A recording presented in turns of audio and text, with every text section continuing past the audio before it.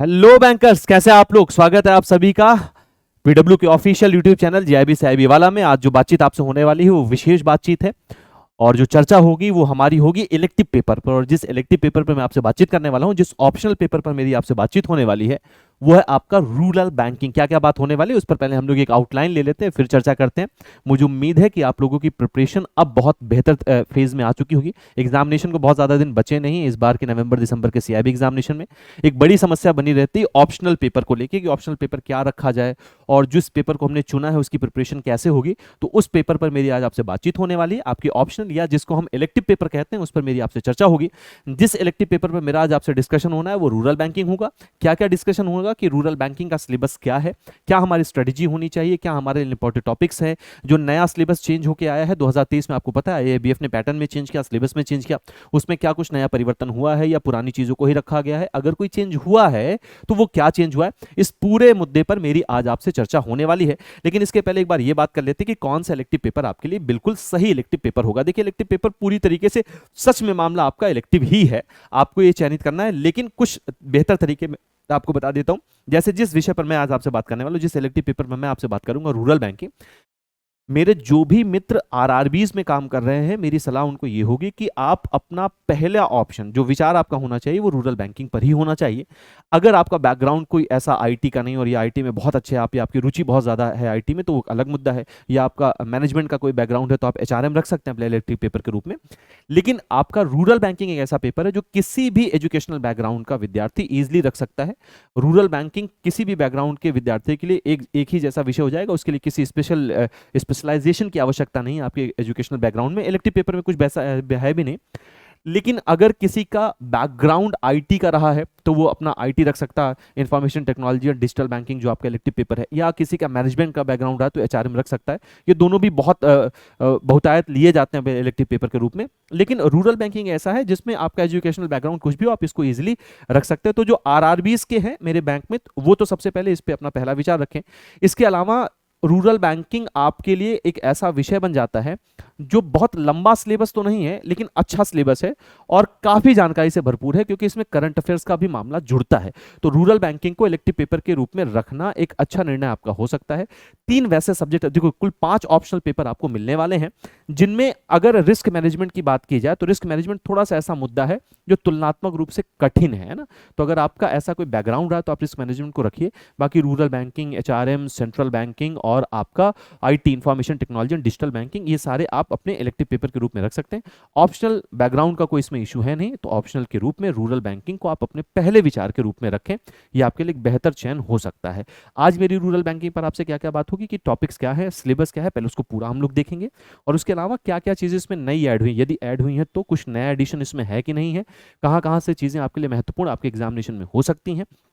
देखिए, अभी हमारे पेपर में पर्याप्त समय, बात हो रही है ऑप्शनल पेपर की, तो ऑप्शनल पेपर में हमारे लिए अभी सफिशिएंट टाइम है। यानी अगर हम रोज एक यूनिट को कवर करें या आधी यूनिट को करेक्ट करें तो भी हमारे पास इतना सफिशिएंट टाइम है कि रूरल बैंकिंग आपका ऑप्शनल पेपर बहुत आसानी से और पूरा पूरा तैयार हो सकता है, जिसमें हमारे अच्छे मार्क्स बन सकते हैं।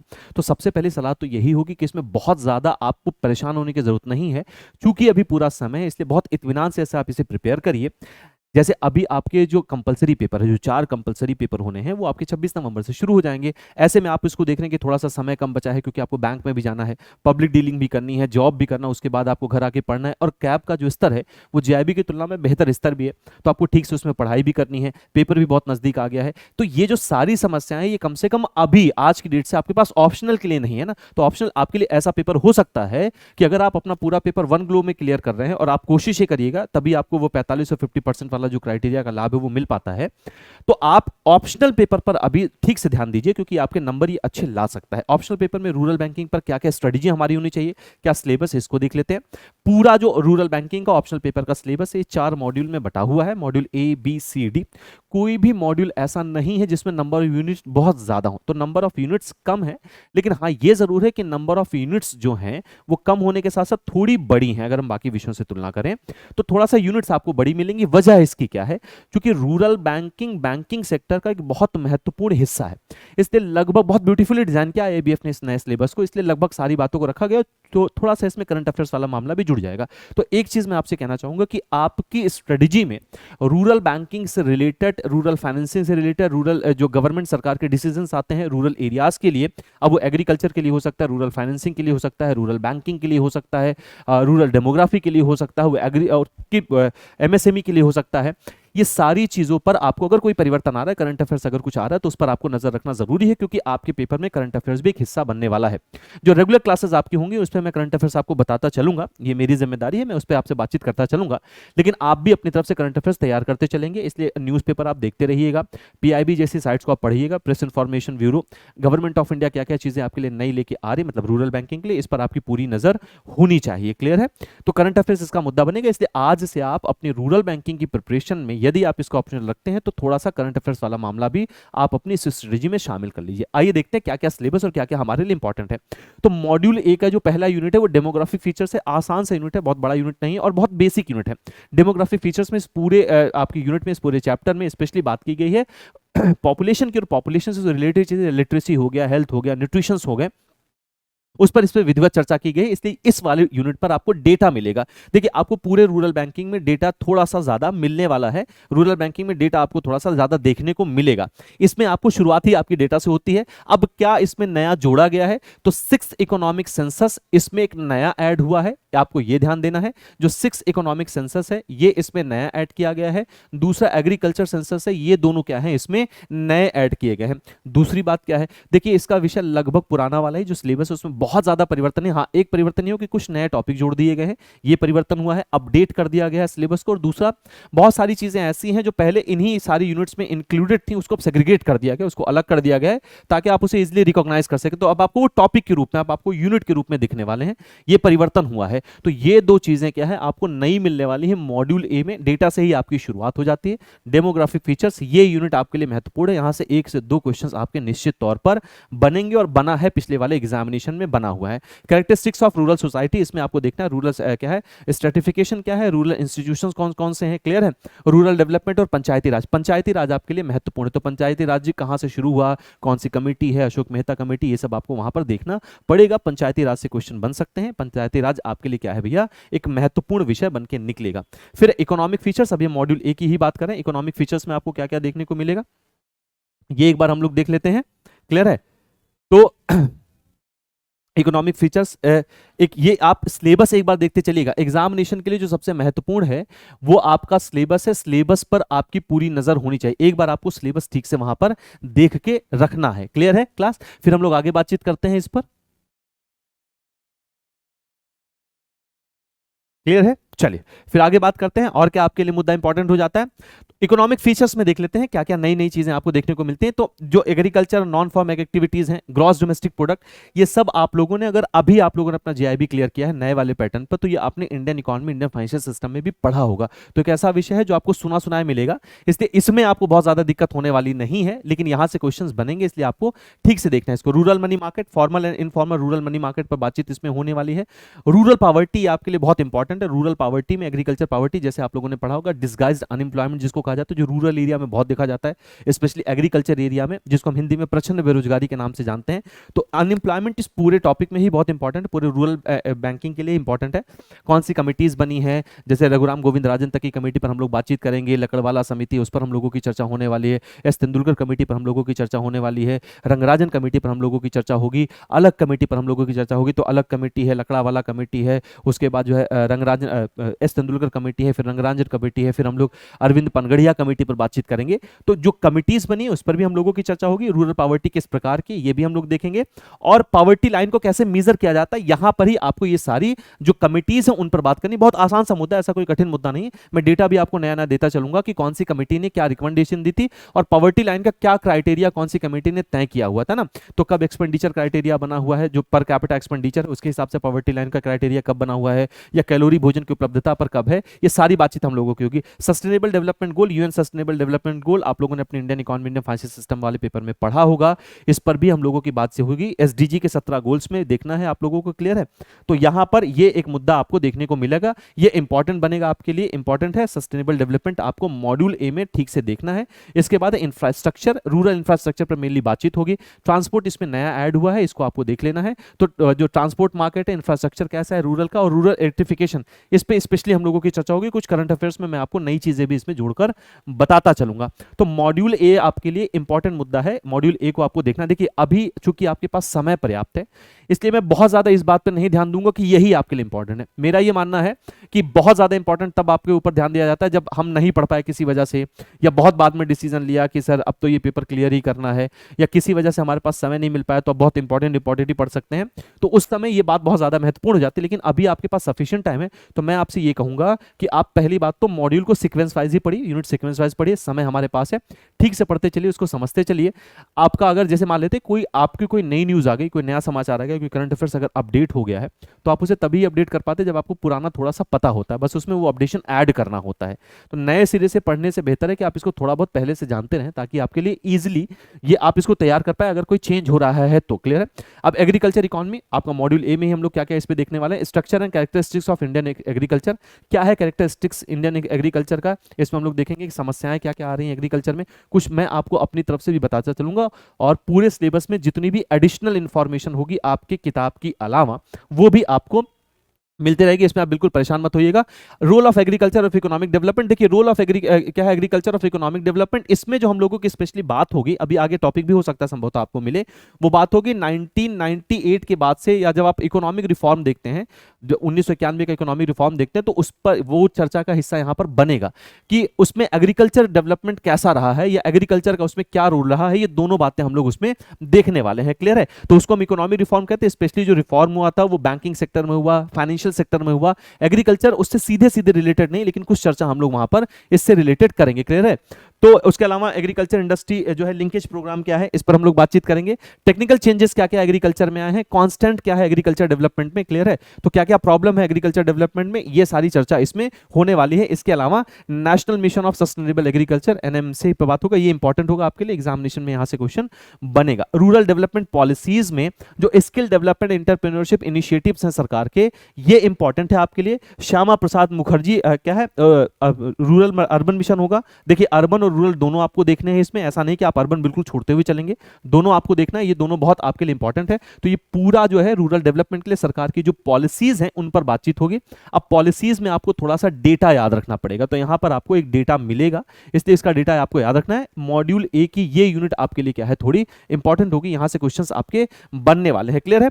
तो programmes for development of backward, ये पूरा जो है आपका बनने वाला है। आपका जो स्कीम्स हैं गवर्नमेंट ऑफ इंडिया की तरफ से, जो इनिशिएटिव्स हैं, उस पर भी हम लोग बातचीत करेंगे। और मेरी कोशिश आपके साथ होगी कि अगर कोई स्टेट गवर्नमेंट की स्कीम भी आ रही है और वो मुझे इंपॉर्टेंट लगेगा तो मैं इसमें इसको रखूंगा, आप भी थोड़ा सा स्टेट गवर्नमेंट की स्कीम्स की तरफ ध्यान देंगे। क्लियर है इतना?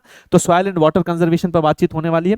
Rural infrastructure development fund rift पर हम लोगों की बातचीत होगी। यहां पर देखिए इकोनॉमिक रिफॉर्म जो है उस पर बातचीत करेंगे। यहां 1998 1999 दोनों है, मतलब 1998 और 99 वाली बात हो रही। हम लोग बातचीत 1991 में भी जो परिवर्तन हुए हैं उस पर भी हम लोग चर्चा करने वाले हैं। तो स्पेशली जो इंपैक्ट रहा है इकोनॉमिक डेवलपमेंट का, इकोनॉमिक रिफॉर्म का इस पे एग्रीकल्चर पर, वो यहां पर हिस्सा बनने वाला है ना। फाइनेंशियल सेक्टर रिफॉर्म्स, इंपैक्ट और रिफॉर्म इन रूरल इकोनॉमी, तो एग्रीकल्चर इकोनॉमी का क्या इंपैक्ट रहा है, जो फाइनेंशियल सेक्टर के रिफॉर्म हुए उनका एग्रीकल्चर पर क्या इंपैक्ट पड़ा है, ये हिस्सा देखेंगे। तो दो चीजें यहां पर आपको ध्यान से समझनी है, एक एग्रीकल्चर डेवलपमेंट में इनका क्या रोल रहा है, फाइनेंशियल सेक्टर में जो रिफॉर्म्स हुए उनका कृषि पर क्या प्रभाव पड़ा है, रूरल एरियाज पर क्या प्रभाव पड़ा है, ये भी हम लोग देखने वाले हैं। क्लियर है? तो अब देखिए, जैसे आप लोगों ने एक बात ये देखा होगा कि जब हम नरसिम्हन कमेटी फर्स्ट और नरसिम्हन कमेटी सेकंड पढ़ते हैं, तो नरसिम्हन कमेटी फर्स्ट और नरसिम्हन कमेटी दोनों ही उसमें देखा गया था कि जो फाइनेंशियल सर्विसेज है रूरल इंडिया में पहुंचना चाहिए, है ना। तो इसी में हम लोग फाइनेंशियल इंक्लूजन को ठीक से देखेंगे, जो एक बड़ा मुद्दा बनकर निकला है रूरल फाइनेंसिंग के लिए। जो रूरल अनबैंक्ड एरियाज है, जो रूरल नॉन बैंक एरियाज हैं, जहां तक अभी तक बैंकिंग सुविधाएं नहीं पहुंच पाई हैं या जो बैंक से अभी तक नहीं जुड़ पाए हैं, तो ये सब उसके हिस्से में बनने वाला है। ये सब आपके फाइनेंशियल सेक्टर के रिफॉर्म है जिन्होंने रूरल इकोनॉमी को, रूरल एरिया को बहुत ज्यादा प्रभावित किया है। क्लियर है? अब इश्यूज क्या क्या है जो रूरल एरिया से कंसर्निंग है, जो कंसर्न है रूरल एरियाज में, इसमें हम लोग देखेंगे क्या क्या चीजें हैं। Approaches of rural development since independence, clear है, और सस्टेनेबल रूरल डेवलपमेंट, इन दोनों पर हम लोगों की चर्चा होगी। नेसेसिटी ऑफ रूरल डेवलपमेंट, क्या जरूरी है, ये आपके लिए ये वाला जो यूनिट है वो पूरा कंप्लीटली क्या थ्योरेटिकल यूनिट है, इसमें कुछ ऐसा आपको मिलने वाला बहुत ज्यादा कठिन नहीं। Measures of development, rural development and rural management, ये भी पूरा थ्योरेटिकल है आपके लिए। की इश्यूज में हम लोग देखेंगे रूरल मैनेजमेंट, मार्केटिंग मैनेजमेंट और इंपॉर्टेंस ऑफ एग्रीकल्चर प्राइसेस, है ना। तो इंपॉर्टेंस ऑफ एग्रीकल्चर प्राइसेस ये आपके लिए एक महत्वपूर्ण मुद्दा बनेगा, एग्जामिनेशन में आपके लिए इंपॉर्टेंट होगा। क्लियर है? तो आप ये मान के चलें कि आपका जो मॉड्यूल ए है वो लगभग 10% क्वेश्चन को, अब इसमें थोड़ा बहुत ज्यादा वेरी हो सकता है, ऊपर नीचे कुछ हो सकता है, लेकिन 10% लगभग आपके क्वेश्चंस को ये कवर करने वाला है। क्लियर है? मॉड्यूल बी और मॉड्यूल सी आपके लिए तुलनात्मक रूप से थोड़ा ज्यादा महत्वपूर्ण होगा एग्जामिनेशन के पॉइंट ऑफ व्यू से। तो फाइनेंशियल रूरल डेवलपमेंट इसमें हम लोग देखने वाले हैं, regulations of rural financial services देखेंगे। क्लियर है? इसमें तो सबसे पहले देखेंगे रूरल फाइनेंस इंस्टीट्यूट कौन कौन से हैं, कैसे वो काम करते हैं, फंक्शंस क्या है, आरबीआई रूरल बैंकिंग के लिए क्या क्या चीजें काम कर रहा है, नाबार्ड के फंक्शन क्या है, नाबार्ड को ठीक से पढ़ के जाइएगा क्योंकि नाबार्ड से क्वेश्चंस बनेंगे, नाबार्ड को मैं विधिवत आपको पढ़ाऊंगा भी। क्लियर है? तो नाबार्ड एक बार हमको यहां पर देखना पड़ेगा, नाबार्ड आपने पहले थोड़ा बहुत पढ़ा भी है, नाबार्ड पे हम लोगों की बिल्कुल चर्चा होगी। लीड बैंक स्कीम आपको पता है, गार्डियल कमेटी के रिकमेंडेशन पर 1969 में लीड बैंक स्कीम शुरू किया गया था, इंपॉर्टेंट मुद्दा है। लीड बैंक स्कीम कैसे काम करता है इस पर हम लोग बातचीत करेंगे, लीड बैंक स्कीम किस स्तर पर काम कर रहे हैं, लीड बैंकिंग होती क्या है, तो आरबीआई की फंक्शनिंग क्या है रूरल बैंकिंग को लेके, आरबीआई की क्या क्या चीज है, यहां पर आपको थोड़ा सा सर्कुलर पर भी ध्यान रखना, आरबीआई का अगर कोई सर्कुलर नया आता है तो वो आपको ध्यान रखना है, मैं आपसे उन पर बातचीत करता चलूंगा। नाबार्ड का फंक्शन क्या है इस पर भी हम लोग चर्चा करेंगे। रूरल क्रेडिट इंस्टीट्यूशंस, ये इस मॉड्यूल बी में आपके लिए इंपॉर्टेंट यूनिट है, यहां से क्वेश्चंस बनेंगे, इसलिए इसको हमको ठीक से पढ़ना है और विधिवत पढ़ना है। तो कोऑपरेटिव जो है क्रेडिट रेटिंग सिस्टम क्या है, रीजनल रूरल बैंक्स क्या है, कैसे काम करते हैं, इस पर हम लोगों की बातचीत होगी। इसलिए मैंने आपसे कहा कि जो आरआरबीज के मेरे मित्र हैं वो थोड़ा इसको अपने पहले विचार के रूप में रखेंगे रूरल बैंकिंग को रखने के लिए। क्लियर है? तो इनिशिएटिव ऑगमेंटेड क्रेडिट फ्लो है, role of information and communication technology in rural banking है। क्लियर है? इसको आप लोग देख लीजिएगा, लेकिन यहां से क्वेश्चन बन भी सकता, नहीं भी बन सकता, इतना महत्वपूर्ण नहीं, लेकिन आप इसको देख के चलेंगे। क्लियर है? तो इसको नया ऐड किया गया है, rural development banking initiatives for inclusive growth, rural insurance and micro insurance. ये माइक्रो इंश्योरेंस आपके लिए इंपॉर्टेंट होगा, यहां से क्वेश्चन बनेगा। जो माइक्रो फाइनेंशियल इंस्टीट्यूट है, आप लोगों ने अगर नए सिलेबस में अपना जीआईबी क्लियर किया है तो Indian economy Indian financial system में आप लोगों ने देखा है माइक्रो फाइनेंस इंस्टीट्यूट्स में माइक्रो फाइनेंस कैसे क्या लिंकेज है उनका बैंक से, कैसे माइक्रो फाइनेंस इंस्टीट्यूट को सहायता मिलती है और कैसे ये रूरल इकोनॉमिक डेवलपमेंट में काम कर रहे हैं माइक्रो फाइनेंशियल इंस्टीट्यूट, इन पर हम लोगों की बातचीत होने वाली है। क्लियर है? जो बाकी कॉन्सेप्ट ऑफ बिजनेस फैसिलिटेटर है, बिजनेस करस्पॉन्डेंट है, बिजनेस करस्पॉन्डेंट से क्वेश्चन बनेगा, इसको याद रखिएगा, बहुत इंपैक्ट इनका पड़ा हुआ है बैंकिंग बिजनेस पर। तो ये हमारे लिए मुद्दा होगा मॉड्यूल बी में, रूरल क्रेडिट इंस्टीट्यूशन पर हम लोग जब बातचीत करेंगे। फाइनेंसिंग एग्रीकल्चर सेक्टर की और अलाइड जो एक्टिविटीज है उन पर हम लोगों की बातचीत होगी। थोड़ी बहुत जानकारी इस वाले टॉपिक पर आपके पास होने वाला है। क्लियर है? तो इसमें किसान क्रेडिट कार्ड्स पर ये इंपॉर्टेंट मुद्दा आपके लिए बनेगा। प्रैक्टिकली भी आप इसको बैंक में करते हो तो ये आपके लिए कठिन नहीं होगा, लेकिन महत्वपूर्ण मुद्दा होगा। तो क्रॉप्स लोन पर हम लोगों की बातचीत होगी, प्रोडक्शन क्रेडिट क्या है, किसान क्रेडिट स्कीम पर चर्चा होनी है। क्लियर है? नाबार्ड की रीफाइनेंसिंग जो सुविधा है वो कैसे, आपको पता है कि नाबार्ड जो रीफाइनेंसिंग की सुविधा रूरल बैंक्स को प्रोवाइड करता है, कोऑपरेटिव बैंक्स को प्रोवाइड करता है, वो कौन करता है, नाबार्ड करता है। लेकिन जब हम उसके रेगुलेटिंग अथॉरिटी की बात करते हैं तो वहां आरबीआई आ जाता है। ये प्रश्न बना हुआ है। क्लियर? ये प्रश्न आपके रूरल बैंकिंग वाले सेक्टर में ही बना हुआ। तो रीफाइनेंसिंग सुविधा क्या है नाबार्ड की, इस पर हम लोग चर्चा करेंगे। कोऑपरेटिव बैंकों के लिए, आरआरबीज के लिए, तो ये दोनों चर्चा होने वाली, क्योंकि रीफाइनेंसिंग कोऑपरेटिव बैंकों के लिए भी करता है नाबार्ड और जो रीजनल रूरल बैंक्स हैं उनके भी लिए भी करेगा। क्लियर है? तो इसके अलावा जो नेचुरल क्लैमिटीज आती हैं उन पर क्या है बैंक का रोल, ये हम लोग देखेंगे। तो थोड़ा सा थ्योरेटिकल वाला पोर्शन हो जाएगा। Term loans for agriculture and allied activities, bank जो टर्म लोन्स प्रोवाइड करते हैं अलाइड एक्टिविटीज के लिए और इनके लिए, इस पर थोड़ी सी हम लोगों की चर्चा होने वाली है। Major sectors for which opportunities are available for provisions of term credit by banks, advance against gold, है ना, आर्मामेंट, इसमें हम लोग जीएमसी पर बातचीत कर लेंगे। गोल्ड मोनेटाइजेशन स्कीम पर हम लोगों की चर्चा होगी। क्लियर है? तो ये आपका मॉड्यूल बी वाला हिस्सा बनने वाला है। क्लियर? चलिए आगे बढ़ते हैं। ठीक है, तो नेक्स्ट जो मुद्दा होगा हम लोगों के डिस्कशन में, और ये इंपॉर्टेंट भी आपके लिए होगा, रूरल नॉन फॉर्म सेक्टर और facility setup, importance, structure and growth. Clear है? अब देखते हैं क्या है मामला। एक एक देखिए, एक तो आपका ये वाला जो आपका हिस्सा होने वाला है एसएमई फाइनेंसिंग, ये आपके लिए महत्वपूर्ण होगा।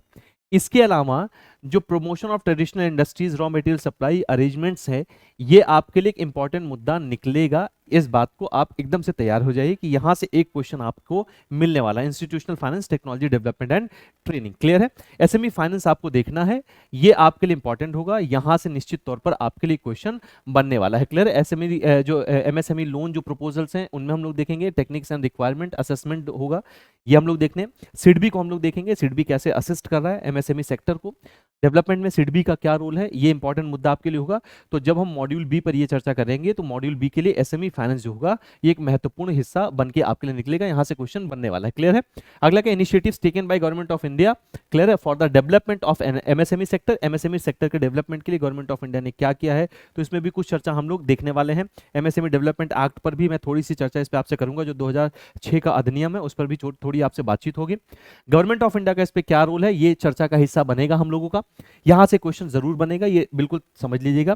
Problem face by MSME, MSME को जो सबसे बड़ी प्रॉब्लम आती है, आप लोगों ने देखा होगा कि उनके फाइनेंसिंग की बड़ी समस्या होती है कि सप्लाई करने के बाद उनको फाइनेंस नहीं मिल पाता है। तो यहाँ पर हम लोग ट्रेड्स को भी देखेंगे, ट्रेड एक बार हम लोग इसको डिस्कस करेंगे, ट्रेड आएगा, इसका हिस्सा बनेगा, मैं अलग से भी आपको डिस्कस करूंगा। तो delayed payment of micro small enterprises, ये हम लोगों ने अभी मैंने आपसे डिस्कस किया कि क्या है, और यहाँ पर लिखा हुआ है एमएसएमई डेवलपमेंट एक्ट 2006 पर हम लोगों की बातचीत होगी।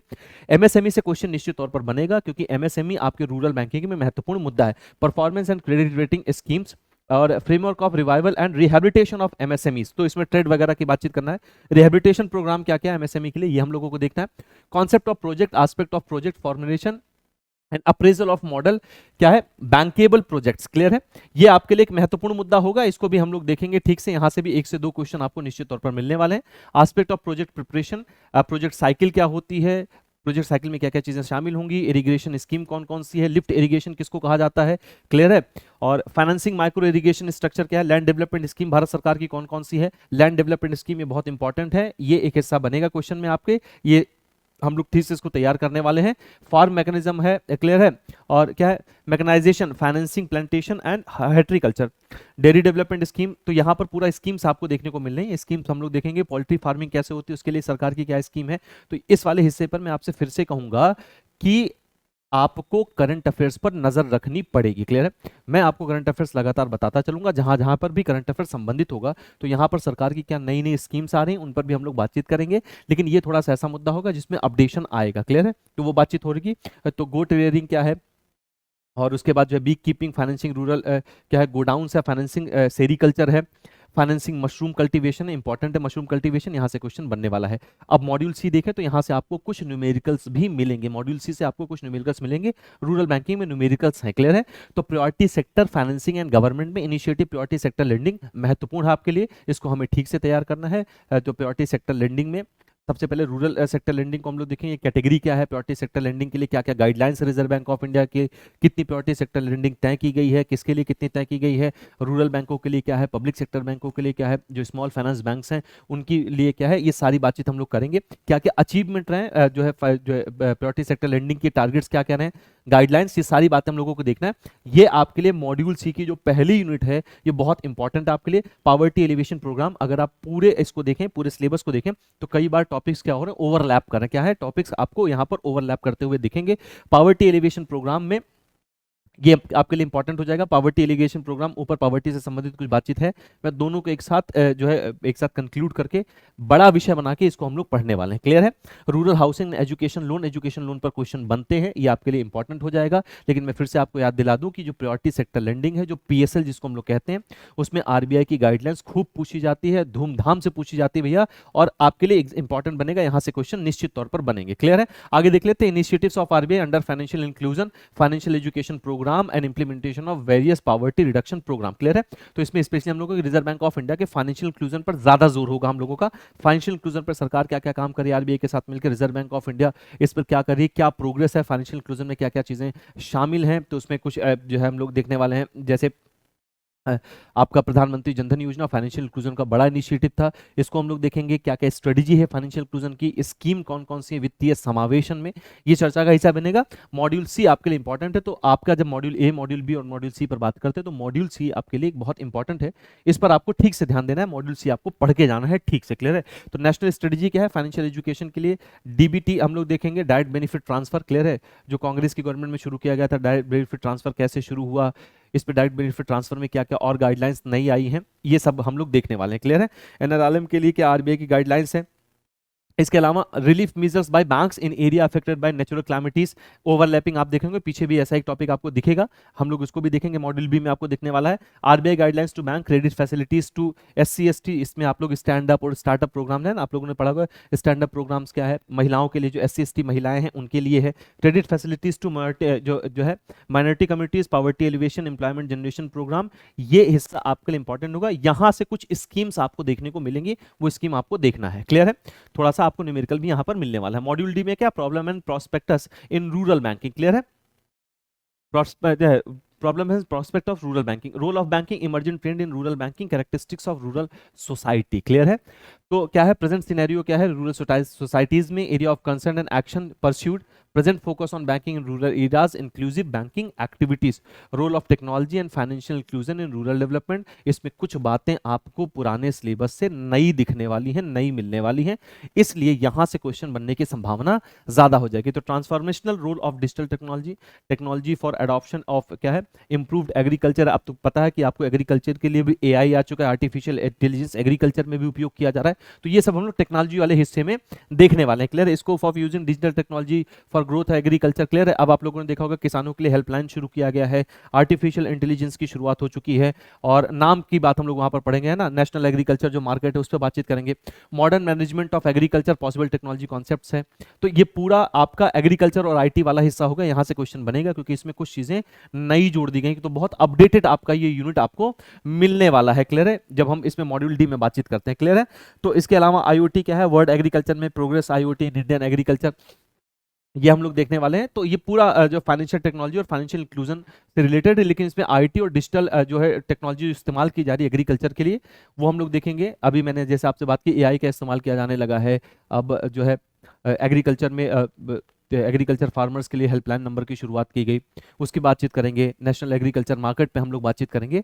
तो ये हिस्सा आपके लिए इंपॉर्टेंट है, यहाँ से क्वेश्चंस आपके बनेंगे। Financing poor as bankable opportunities, micro credit and self help group, SSG पर बातचीत होगी। आप लोगों ने इसको Indian economy, Indian financial system में भी पढ़ा होगा। एसएसजी का बैंक लिंकेज प्रोग्राम क्या है, इस पर हम लोग देखेंगे। जैसे आप लोग देखते होंगे 3 मॉडल वहां पर है ना, तो एसएसजी है, बैंक सॉरी बैंक नाबार्ड है, एसएस बैंक है, देन एसएसजी है, नाबार्ड है, एसएसजी है, बैंक है, फिर नाबार्ड है, नाबार्ड है, बैंक, एसएसजी है, फिर नाबार्ड है, बैंक है, उसके बाद एनजीओज हैं, फिर एसएसजी है। तो ये सारी चर्चा यहाँ पर होने वाली है। सिडबी और माइक्रो क्रेडिट इनिशिएटिव्स क्या क्या हैं, आरबीआई के, सिडबी के, और माइक्रो फाइनेंस में रोल क्या है नाबार्ड का। तो ओवरलैपिंग टॉपिक्स आपको मिलेंगे। ओवरलैपिंग होने की वजह से बहुत ज़्यादा मुश्किल मुद्दा आपके लिए नहीं बनेगा। तो इसमें पूरी बात अगर मैं आपसे करूँ तो मॉड्यूल सी, अगर आप बिल्कुल अंत समय में जाके इसको तैयार करने की कोशिश करें तो उस केस में मैं आपसे कहूँगा कि मॉड्यूल सी को आप तुलनात्मक रूप से पहले देखिएगा, वो आपके लिए महत्वपूर्ण मुद्दा है। बहुत ज़्यादा चेंजेस नहीं किए गए हैं, बस जो पुराने टॉपिक्स थे उनको सेग्रीगेट कर दिया गया, उनको अलग करके अलग रख दिया गया ताकि आप उसको रिकॉग्नाइज कर सकें। जैसे मॉड्यूल ए में मैंने आपको बताया कि एग्रीकल्चर सेंसस और इकोनॉमिक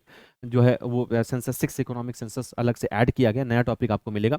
तो 2-3 मोटी मोटी बातें मैं आपको फिर से बता दूं, चूंकि समय है इसलिए मॉड्यूल वाइज प्रिपरेशन आपको करनी है। करंट अफेयर्स पर इस पर ज़्यादा ध्यान देना है क्योंकि रूरल बैंकिंग में करंट अफेयर्स भी पूछे जाते हैं, गवर्नमेंट की स्कीम्स पूछी जाती, कोई नया इनिशिएटिव सरकार का है उस पर बातचीत। वैसे मैं आपको जब क्लास मेरी आपके साथ होगी तो मैं इस पर रेगुलर आपसे बातचीत करता चलूंगा, कहाँ कहाँ से क्या क्या इंपॉर्टेंट है, जो संभावनाएं हैं उस पर मैंने आपसे पूरी बातचीत कर ली कि इतना आपसे पूछा जाएगा। अब सवाल आपके मन में आता है सर ये सब प्रिपरेशन होगी कैसे हमारी, तो बिल्कुल परेशान होने की जरूरत नहीं, हम आपके साथ, पीडब्ल्यू आपके साथ लगातार बना रहेगा। आपके एग्जामिनेशन की शुरुआत से लेके आपके पेपर तक क्या क्या चीजें हमारे पास हैं आपके लिए, चलिए इसको हम लोग देख लेते हैं एक बार, क्या क्या मुद्दा हमारे पास आपके लिए डिस्कशन के लिए होने वाला है। तो रूरल बैंकिंग के लिए शुरुआत कर दी गई है, बहुत मिनिमम जो है प्राइस में आपके लिए बैच शुरू हो चुका है। 799 में रूरल बैंकिंग पर मेरी आपसे विधिवत बातचीत होगी। आप इस पेज को देख लें, इस कोर्स को आप देख लें, इसको आप परचेज कर लें, बहुत मिनिमम प्राइस पर आपके लिए रखा गया है। रूरल बैंकिंग का कंप्लीट बैच ही होगा, पूरी बातचीत सारे मॉड्यूल पर, सारे यूनिट पर विधिवत मेरे आपसे बातचीत होगी। आप हमारी वेबसाइट पर जाके या अगर आपके पास पीडब्ल्यू ऐप है तो आप वहां पर अपने सर्च ऑप्शन में जाके जैप से आप सर्च करें, वहां पर आपको ये बैच दिखने लगेगा। बाय नाउ पे जाके आप अपने आप को इनरोल कर सकते हैं, इस बैच को परचेज कर सकते हैं। क्लासेस की शुरुआत हो चुकी है, क्योंकि क्लास इसलिए काफी पहले शुरू कर दिया गया है ताकि हम लोग इत्मीनान से पूरी बातचीत कर चुके हैं। कोई नया अपडेशन आ रहा है, कोई करंट अफेयर आ रहा है, उसको इसमें ऐड किया जा सके, आपके एग्जामिनेशन में कहीं कोई कमी ना हो, इसलिए बैच की शुरुआत हो चुकी है, क्लासेस इसमें शुरू हो चुकी हैं। अभी आप इसको इनरोल करें और अभी से अपनी तैयारी शुरू करें। मिलते हैं फिर आपकी सफलता के साथ इस रूरल बैंकिंग वाला जो आपको ऑप्शनल पेपर है उसमें आपसे मुलाकात मेरी, अगर आप कोर्स में आते हैं तो हमारी मुलाकात रेगुलर बेसिस पर होती रहेगी। मैं आपसे हर यूनिट पर, हर मॉड्यूल पर विधिवत बातचीत करता रहूंगा। अभी के लिए, आज के लिए इतना, और तब तक के लिए आपके लिए बहुत सारी शुभकामनाएं। Best of luck.